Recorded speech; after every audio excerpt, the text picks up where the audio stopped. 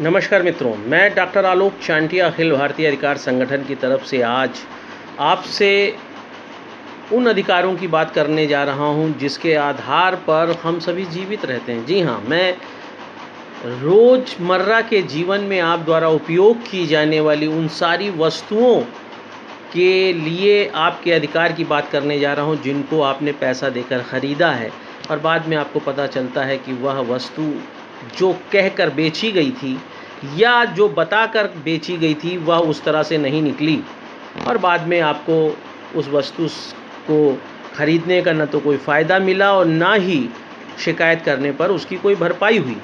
जी हाँ, ऐसा नहीं है कि या मैं आज कोई पहली बार आपको बताने जा रहा हूँ। देश में उपभोक्ता संरक्षण अधिनियम 80 के दशक में ही बन चुका था, लेकिन उसमें कुछ खामियां थीं। जैसे आप मुकदमा हर जगह नहीं कर सकते।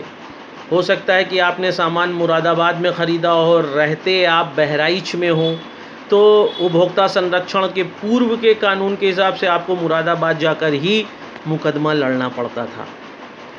लेकिन वर्ष 2019 में सरकार ने उपभोक्ता संरक्षण अधिनियम में संशोधन किया और वह संशोधन 20 जुलाई 2020 को प्रभावी हो गया है। और इस प्रभाव के बाद अब एक जो सबसे अच्छी बात यह हुई है कि आप पूरे भारत में कहीं पर भी मुकदमा ला सकते हैं, वाद ला सकते हैं। अगर आपने सामान दिल्ली में ख़रीदा है और आप बहराइच में रहते हैं तो आप अब मुकदमा दिल्ली के बजाय बहराइच में ला सकते हैं। तो एक सबसे बड़ा फ़ायदा क्या हुआ कि व्यक्ति अब इस भय से मुक्त हो गया कि सब गलतियां जानते हुए भी वह मुकदमा इसलिए नहीं करता कि इतनी भाग दौड़ कौन करेगा, तो आप अपने शहर में रहकर मुकदमा कर सकते हैं। दूसरा जो सबसे बड़ी बात हुई, अब जिला उपभोक्ता फोरम का जो दायरा है, जो विस्तार है, वह 1 करोड़ रुपए तक का कर दिया गया है। अब आप 1 करोड़ रुपए तक के मुकदमे ज़िले में ही कर सकते हैं। उससे ऊपर का फिर आप राज्य उपभोक्ता फोरम में कर सकते हैं। लेकिन जिला उपभोक्ता फोरम में करने में एक फ़ायदा अब आपको और मिला है। 5 लाख रुपए तक के यदि उत्पाद और उसके नुकसान का मुकदमा है तो उसके लिए अब आपको कोई फ़ीस भी नहीं देनी पड़ेगी। आपको सिर्फ इतना करना है, एक एप्लीकेशन लिखिए, उस एप्लीकेशन को चेयरमैन उपभोक्ता फोरम, जिला उपभोक्ता फोरम के नाम से संबोधित करिए, अपनी बात लिखिए और बताइए कि इस तरह से मुझे क्षतिपूर्ति हुई है, और उस सामान की रसीद लगाकर आप वाद ला सकते हैं। बिना पैसा लगे एक सिंपल सा एप्लीकेशन लगाकर आप क्षतिपूर्ति प्राप्त कर सकते हैं 5 लाख रुपए तक।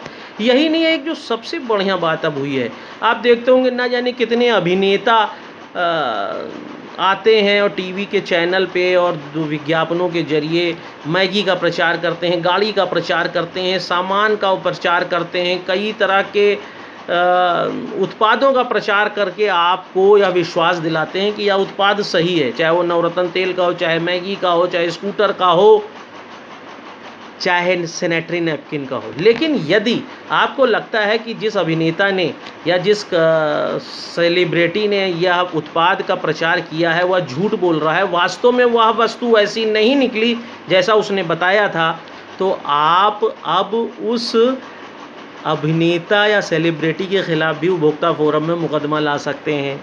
आप अब उस विज्ञापन के ख़िलाफ़ भी मुकदमा ला सकते हैं।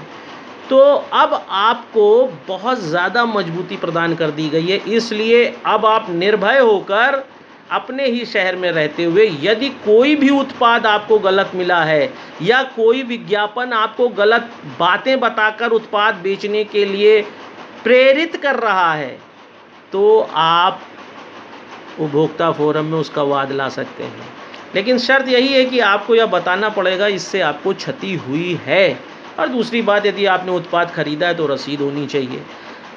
इस तरह के अधिकारों का प्रयोग करके न सिर्फ आप भारत को मजबूत कर सकते हैं, बल्कि जो धांधली चल रही है, काला बाजारी चल रही है, भ्रष्टाचार चल रहा है, घालमाल चल रहा है, मिलावट चल रही है, उन सब को रोक सकते हैं, गुणवत्ता बढ़ा सकते हैं और गरिमापूर्ण जीवन जीने के लिए अच्छे उत्पाद बाजार में आए।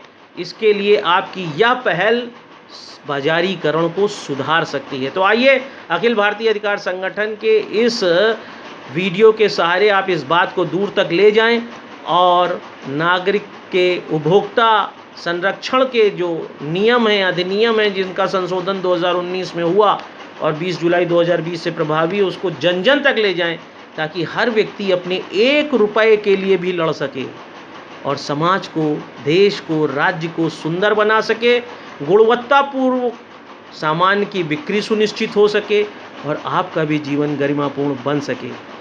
आशा है आपको यह वीडियो पसंद आएगा। इसे दूर तक ले जाइए ताकि अखिल भारतीय अधिकार संगठन अपने सकारात्मक प्रयास में सफल हो सके। जय हिंद, जय भारत।